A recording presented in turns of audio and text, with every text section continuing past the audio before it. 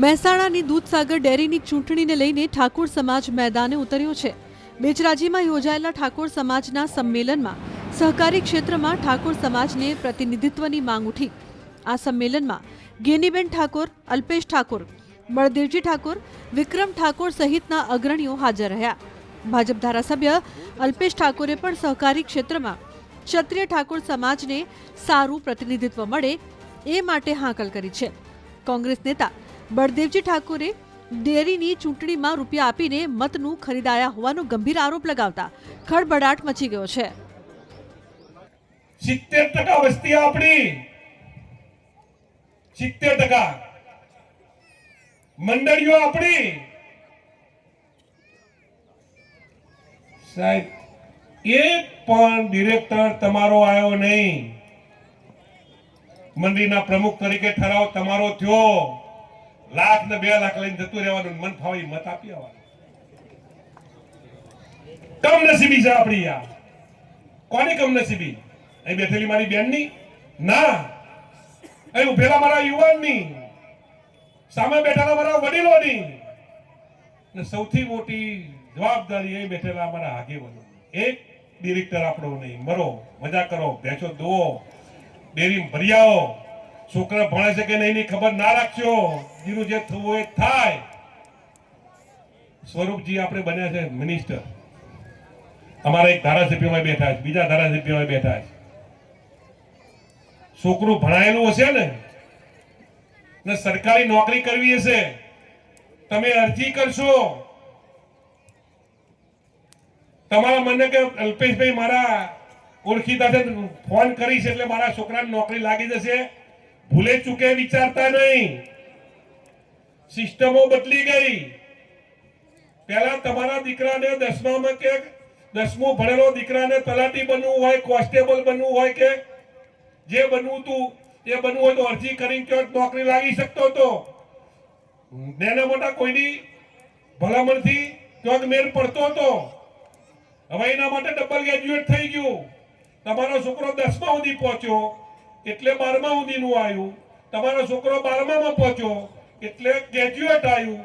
આપણે ગ્રેજ્યુએટ થવું નહીં કે આપણે કોઈ જગ્યાએ નોકરીમાં લાગવું નહીં। પણ અલ્પેશભાઈ કે ભગાજી હોય કે અમારી ગેનીબેન કે અમારો નટુજી હોય, ક્યાંક ડેરીમાં હોત તો લોકો બીજા સમાજોના જે દીકરા દીકરીઓ નોકરી લાગી છે તો એવી ઠાકોરોની લાગી હોત કે ના લાગી હોત?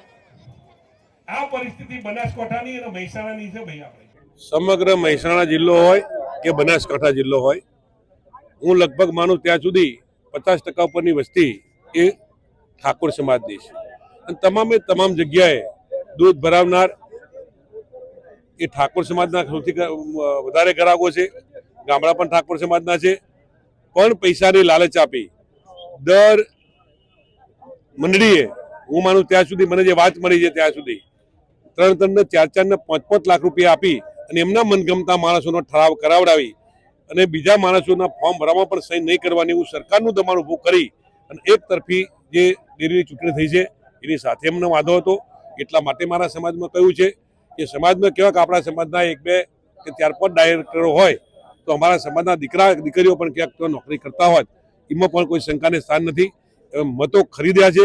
એક ડેરીના એક મંત્રી કે પ્રમુખને મત જેનું ઠરાવમાં નામ આવ્યું છે એવા લોકોને 5-5 લાખ રૂપિયા આપી અને મત ખરીદવાનો કાર્યક્રમ કરી અને એમને બિનહરીફ કરવાનો પ્રયત્ન કર્યો છે। વિષય એટલો જ છે કે ડેરીની અંદર જેટલી મંડળીઓ છે એ મંડળીઓમાં મતાધિકાર જે છે, મને કલોલમાંથી ફોન આવેલો કે વહીવટદાર બીજા છે અને મત આપવાનો અધિકાર બીજાને છે, આવી એક જગ્યાથી જે ફરિયાદો આવી એ પણ દુર્ભાગ્યપૂર્ણ છે। ઠાકોર સમાજ આટલો મોટો સમાજ છે, મહેસાણામાં આટલી મોટી સંખ્યા છે, તો એને પણ સામાજિક અને સહકારી ક્ષેત્રમાં એને પણ એટલું સારું પ્રતિનિધિત્વ મળવું જોઈએ એ અમારા બધાની માંગ છે। અને તમામ લોકો સહકારી ક્ષેત્રમાં તમામ સમાજનું પ્રતિનિધિત્વ છે, તો આ સમાજ આટલો મોટો છે તો એને પ્રતિનિધિત્વ મળવા દો, પ્રતિનિધિત્વ મળવું જોઈએ। અને અન્યાય તો ના ચાલે ને, કોઈ પણ રીતે અન્યાય ના ચાલે, અન્યાય સામે બોલવું તો પડે। સહકારી ક્ષેત્ર કેવું છે, બહુ મોટું ક્ષેત્ર છે। જેમ રાજનીતિની વાત કરો છો, શિક્ષણની વાત કરો છો, સહકારી ક્ષેત્રમાં પણ ઘણી બધી વ્યવસ્થાઓ છે, તો એની અંદર પણ અમને પૂરું પ્રાધાન્ય મળવું। હમણાં ડેરીની વાત કરતા હતા બળદેવજી કે આટલા બધા ઠરાવો થાય પણ તો અહીંયા વોટ આપવાનું હોય એ ટાઈમે તો પછી ચેરમેન ને આ બધા જ્યાં નક્કી કરેલું હોય અને વર્તમાન ટૂંકા રસ્તા જોઈને વોટ કરી આવે.